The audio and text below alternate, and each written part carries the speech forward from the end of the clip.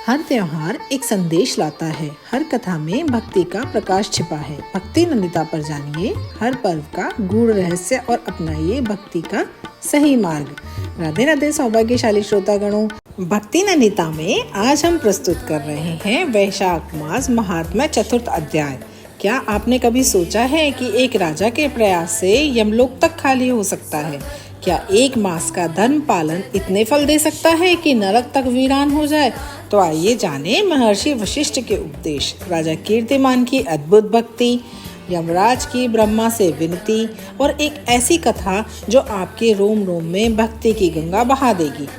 मिथिलापति ने प्रश्न किया, हे ब्राह्मण, जब वैशाख मास के धर्म इतने पुण्यदायक और भगवान विष्णु को प्रिय है तो फिर इस संसार में इसकी प्रसिद्धि क्यों नहीं है?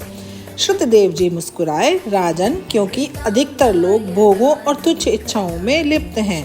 वे राजस तामस धर्मों में फंसे हैं। सात्विक धर्म जो निष्काम भाव से भगवान विष्णु को प्रसन्न करते हैं, उन्हें वे जानते ही नहीं। यही कारण है वैशाख धर्म गुप्त रह गए। लेकिन जब पुण्यात्मा राजा कीर्तिमान का पदार्पण होता है तो सारा दृश्य ही बदल जाता है। एक राजा, काशीपुरी का राजा, इक्ष्वाकु वंश के भूषण महाप्रतापी कीर्तिमान राजा, एक दिन मृगया करते हुए पहुंचे महर्षि वशिष्ठ के आश्रम में। चिलचिलाती धूप में उन्होंने देखा शिष्य सेवा में रमे हैं। कोई छाया बना रहा है, कोई जल बांट रहा है, कोई फल फूल अर्पित कर रहा है, कोई झूले टांग रहा है। किनारों पर झरनों के जल को रोककर स्वच्छ बावली बनाता हुआ, कोई वृक्ष के नीचे बैठे हुए लोगों को पंखा डुलाकर हवा करता हुआ, कहीं उख देते हुए, कहीं सुगंधित पदार्थ भेंट करते हुए, कहीं फल देते हुए। सभी शिष्यों को उन्होंने देखा। दोपहरी में लोगों को छाता देते और संध्या के समय शरबत देते। कोई शिष्य घनी छाया वाले वन में झाड़ बुहार कर साफ किए हुए आश्रम के प्रांगण में हितकारक बालुका बिछाते थे और कुछ लोग वृक्षों की छाया में झूला लटकाते थे। राजा ने पूछा, यह सब क्या है? शिष्यों ने कहा, यह सब वैशाख धर्म है जो धर्म, अर्थ, काम, मोक्ष इन चारों पुरुषार्थों को साधता है। राजा की जिज्ञासा और बढ़ी। वे महर्षि वशिष्ठ के पास पहुंचे और पूछा, गुरुदेव, ये धर्म कौन से हैं और इनसे क्या फल मिलता है? यहाँ से कथा लेती है एक अलौकिक मोड़। अगर आप इस अद्भुत संवाद को मिस कर देंगे तो शायद एक अमूल्य ज्ञान छूट जाएगा।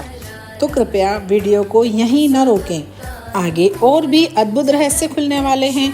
महर्षि वशिष्ठ बोले, राजन, यह तुम्हारे पुण्य का फल है कि तुम्हारा मन इन धर्मों की ओर आकर्षित हुआ। जिसने वैशाख मास में बताए हुए महाधर्मों के द्वारा भगवान श्री हरि की आराधना की है, उनके उन धर्मों से भगवान बहुत संतुष्ट होते हैं और उसे मनोवांछित वस्तु प्रदान करते हैं। संपूर्ण जगत के स्वामी भगवान लक्ष्मीपति समस्त पाप राशि का विनाश करने वाले हैं। ये सूक्ष्म धर्मों से प्रसन्न होते हैं, केवल परिश्रम और धन से नहीं। वैशाख मास में किए गए ये धर्म अल्प परिश्रम से परंतु विष्णु को अत्यंत प्रिय होते हैं। जल से स्नान मात्र भी प्रभु को प्रसन्न कर देता है। हे भूपाल, केवल यज्ञों, धन या तप से नहीं, भक्ति से भगवान विष्णु प्रसन्न होते हैं। तब राजा कीर्तिमान ने ठान लिया और अपने पूरे राज्य में डंका बजवाया कि जो भी वैशाख मास में प्रातः स्नान नहीं करेगा वह दंडनीय होगा। ब्राह्मणों को दान देना, छाया, पोसला, जलदान, फल आदि बांटना अनिवार्य होगा। हर गांव में धर्मोपदेशक नियुक्त किए गए। धर्म पालन अनिवार्य हुआ। हर 5 गांव में एक धर्मोपदेशक नियुक्त किया गया और परिणाम, यमलोक खाली हो गया। हाँ, आपने सही सुना, यमराज के दरबार में कोई नहीं रहा। नरक सूने हो गए, चित्रगुप्त मौन हो गए। जब यह दृश्य स्वयं नारद जी ने देखा तो वे चकित रह गए और यमराज से बोले, धर्मराज, ये क्या हो गया? यमराज की आंखों में नम्रता थी। हे नारद, राजा कीर्तिमान के राज्य में कोई वैशाख धर्म का उल्लंघन नहीं करता। सब विष्णु लोग चले जाते हैं।